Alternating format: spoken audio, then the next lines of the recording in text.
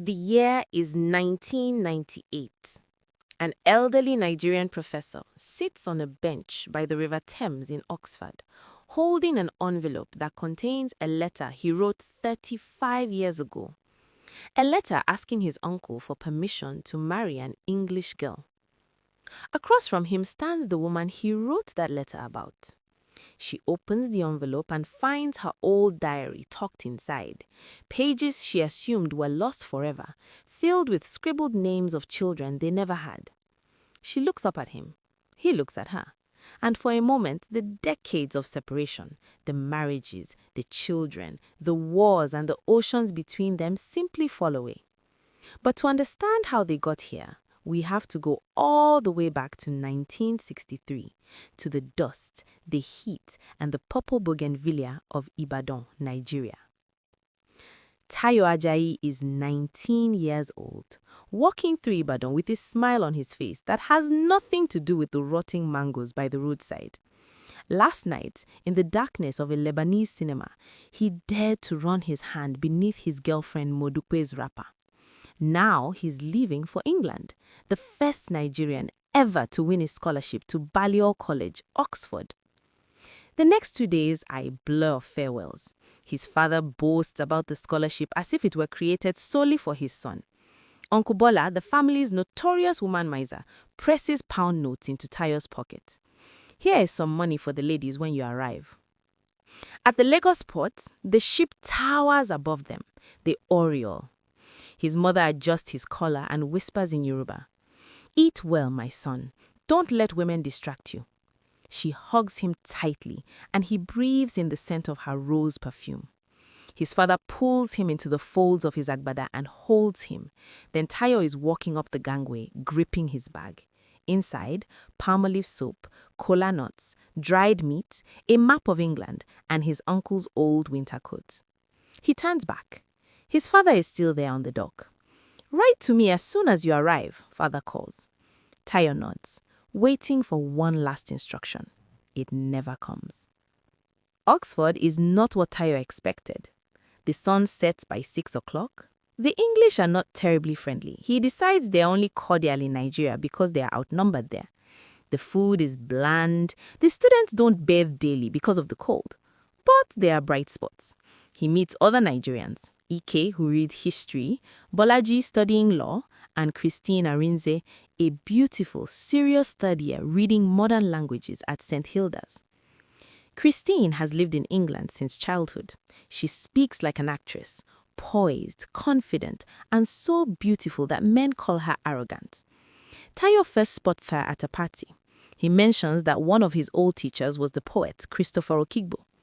Christine lights up. She even smiles. They start seeing each other.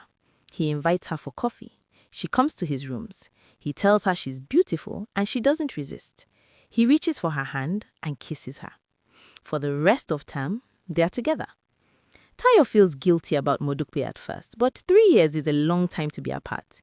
With Christine, he gains confidence. But Christine is intense, needy, he sometimes thinks.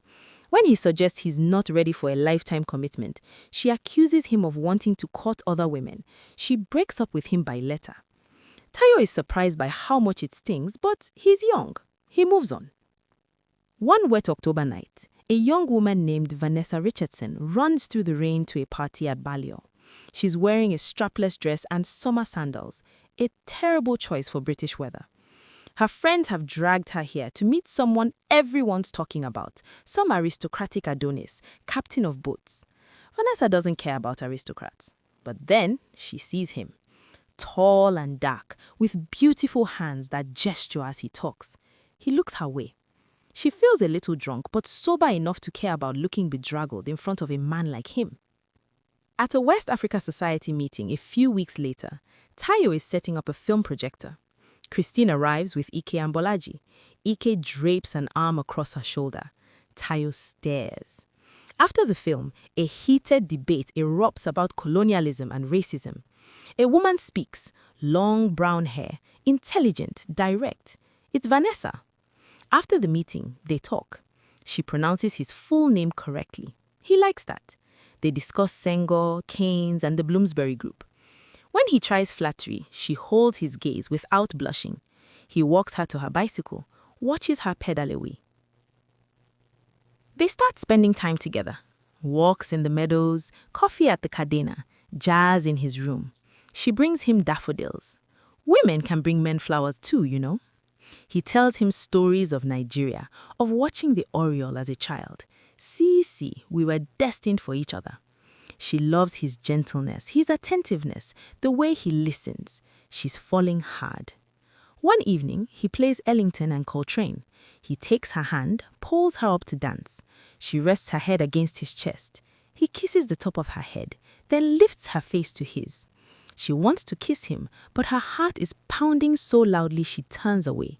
Gently, he places her head back on his chest and keeps on dancing. Vanessa invites Tayo to her grandparents' Christmas party. Abale is a spectacular country house, over 200 years old, 7 bedrooms, stables, servants' quarters. Vanessa's mother is charming, reminiscing about Nigeria. Then comes her father, Mr. Richardson, a retired colonial officer. One of his South African friends mistakes Tayo for a servant. Later that night, Vanessa comes to Tayo's room to apologize. They talk until late. He tells her about his family, his mother, one of several wives. She's fascinated. When she finally leaves, he stares at the door, cursing himself in Yoruba for not kissing her. In Paris at Easter, they are blissfully happy. Then the telegram arrives. Christine is dead. Suicide. An overdose. Her body found days later by the cleaning lady. Tayo is devastated.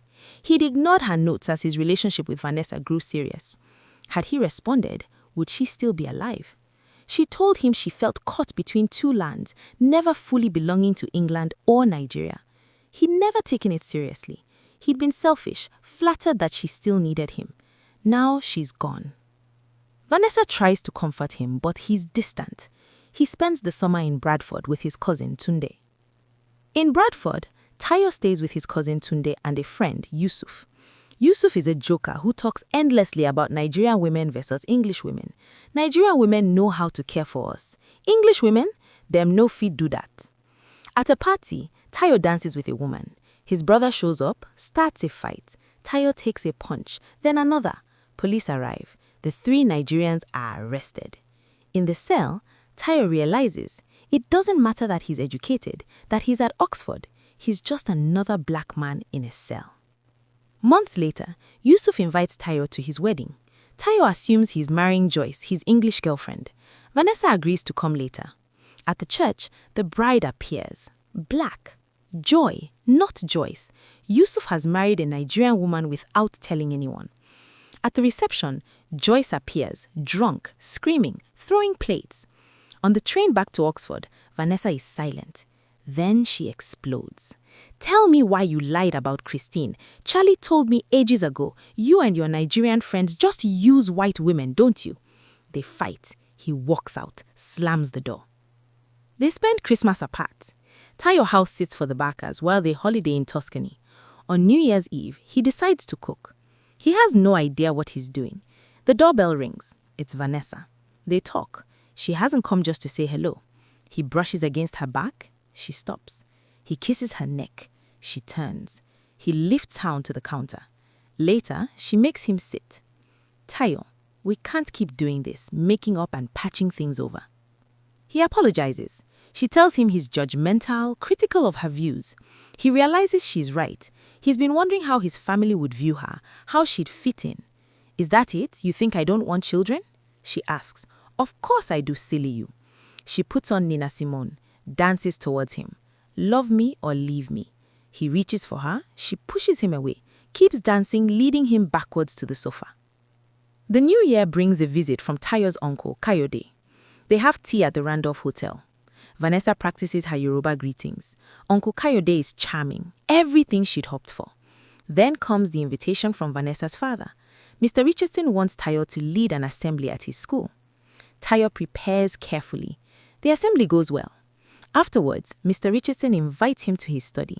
What are your intentions with my daughter? Tayo is caught off guard. In many ways, you and I are similar. My wife's family didn't approve of me, but with you and Vanessa, the challenges would be greater. insurmountable, I fear. Tayo returns to Oxford conflicted. Vanessa meets him. Your father doesn't approve of us. Well, who cares what he says? All that matters is that we love each other.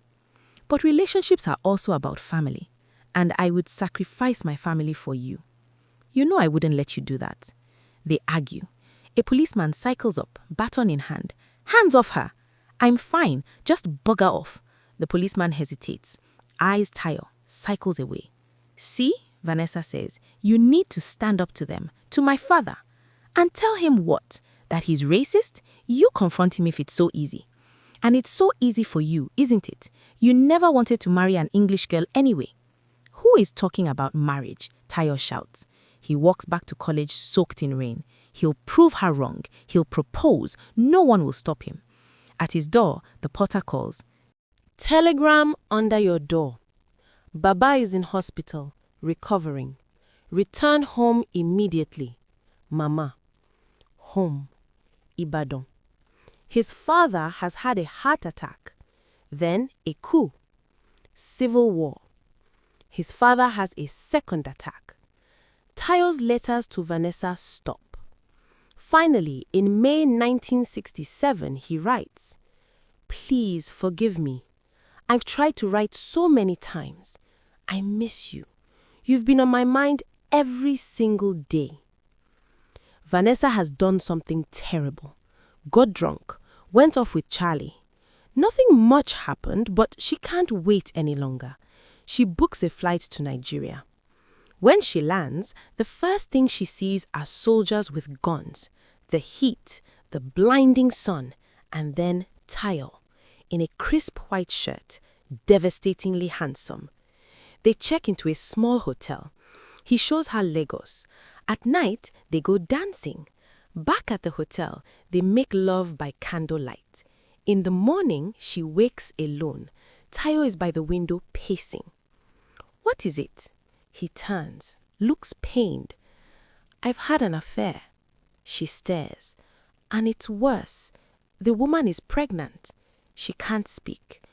I didn't mean to. It didn't mean anything. It didn't mean anything. You lied to me about Christine and now this? I came all this way? I tried to tell you to delay your trip. Because of the war, you said. I just wanted it to go away. Well, it's not going away. What are you going to do? I don't know. You don't know? All I know is that I love you. She slams the door, runs into the heat. Somewhere, Otis Redding sings Dock of the Bay. 2 years pass. Vanessa is in Dakar, working as a journalist, writing about African art and culture. Her friend Salamatu braids her hair, teaches her Wolof, teases her about finding a husband. You never had a lover before Dakar? See? Then what happened? He go with another lady? Or, I don't know, maybe. That night, alone in her flat, she weeps. It's the first time in months she's cried over Tayo. In Nigeria, Tayo is a professor now, married to Miriam, the woman he made pregnant. They have a daughter, Kemi. Life is comfortable, predictable. He still has Vanessa's diary, the one she lost years ago. He still reads it sometimes, dreaming of what might have been. Miriam has changed. She reads only the Bible now.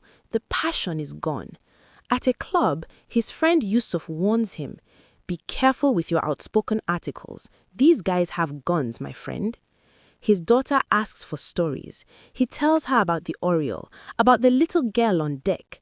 And the little girl was Mummy, and you went to England, came back, married Mummy, and we lived happily ever after. Yes, darling, he says, hugging her. But he's thinking of Vanessa. Summer in Lagos. Tayo hears about an old man who worked with Lord Lugard. A chance for oral history he can't pass up.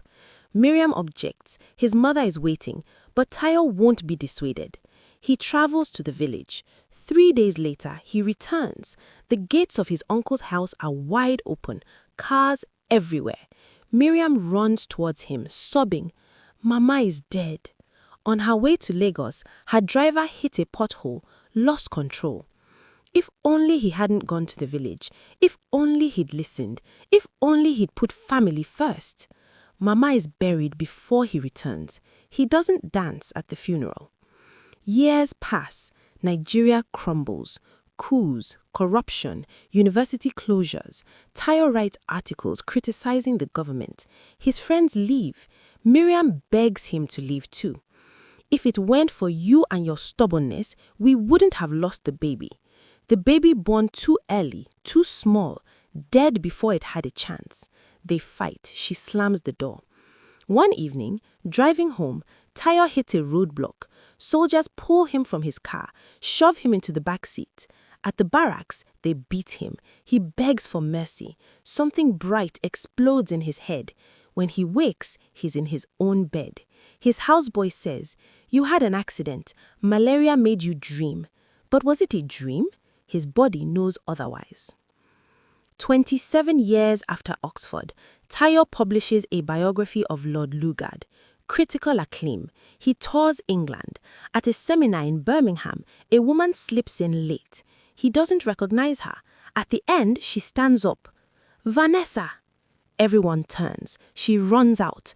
When she returns, he's waiting. Dinner? At an Indian restaurant, they talk carefully. She's married now to Edward Barker, his old benefactor. She has a son, Suleiman. He has a daughter, Kemi. "I've missed you," he says. At the train station, they stand alone on the platform. "May I kiss you?" "I'll miss my train." She squeezes his hand, lets go, boards the train. They start writing. Letters cross the ocean. He tells her about the detention, about his doubts, his sense of not belonging. She tells him about Suleiman, who left university, converted to Islam, won't speak to them. He reassures her, "You are a wonderful mother. It will pass." She writes, "I'm also a misfit. I live here yet don't feel English. What is my personality? African, European, Afropean?" He tells her, "Miriam wants a divorce. The very word makes me ashamed. They don't say I love you, but it's in every line." Tayo is finally coming to England. 6-month visiting professorship. He'll see Vanessa. He's packed in the backseat of a car driving to the airport. Storm clouds gather. A lorry behind won't overtake. He sees military uniforms. Abdu. Then nothing. When he wakes, his leg is broken. Abdu is dead. Internal bleeding. They say little could have been done. Tayo isn't convinced. Kemi flies him to San Francisco. He can't go through London, can't see Vanessa. Kemi's apartment on Franklin Street. Noise, exhaust fumes, sirens. Tayo can't sleep. When he does, he dreams of drowning. He dreams of Abdu floating away like paper. Kemi works as a nanny to fund her art. She's sleeping in a storage cupboard so he can have her room. He feels like a burden. "You need a therapist," she says. "You're depressed." "I'm fine." "You're not. You hardly know me. You sent us off to England, never cared what happened. All that mattered was your work. And this is how you speak to your father? Respect? What about love?" She storms out. Later, she hears her on the phone. He doesn't know Mom's the one sending money for his medical bills. Miriam, sending money. When Kemi returns, he finds a way to talk. He tells her about Vanessa, about Oxford. "It wasn't hard to guess, Daddy. You've mentioned her several times."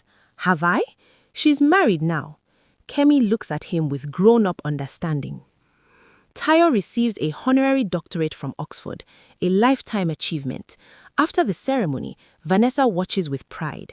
They hug briefly, too many people. Kemi grabs Vanessa's hand, introduces her to everyone, BC, Bolaji, Uncle Kayode, even Miriam. Vanessa is stunned. Miriam looks so young, so friendly. Their children hit it off. Suleiman and Kemi talk for hours. Vanessa tries to leave. She must get back to Edward, but Kemi insists, "Dad's been dying to see you." So she stays, and when the reception grows too crowded, Tayo takes her arm. "Come, if we don't escape now, we never will." They walk past Christchurch towards the river. He's in khaki and a light blue shirt. She wears a blue cotton dress, a straw hat. Oxford really hasn't changed. The bells, the smell of grass. And then when I look again, here you are, like a beautiful dream come true. They sit on a bench by the river. He hands her a parcel. Inside, a letter he wrote decades ago, never sent, asking permission to marry her, and her old diary, pages she assumed were lost, filled with names of children they never had. Tears come to her eyes. A couple approaches, asks them to take a photograph. Then the man offers, "Now let's get one of you too." Tayo sits closer. Their hips touch. The man lowers the camera. "Ah, come on, my brother. Let's see a little more loving." Vanessa clenches her jaw, trying not to cry. Tayo laughs, slides his arm around her shoulders. Instinctively, she turns her head, kisses him gently on the lips, then fervently. Tears run down her cheeks. She doesn't care what the couple thinks. Night falls. Students pass, whispering, "They must be mad. It's freezing. Probably tourists." Christchurch bells drown their voices. The moon rises, sending silver ripples across the river. They sit there, hand in hand, her head on his shoulder, staring across the Isis, not speaking, not needing to.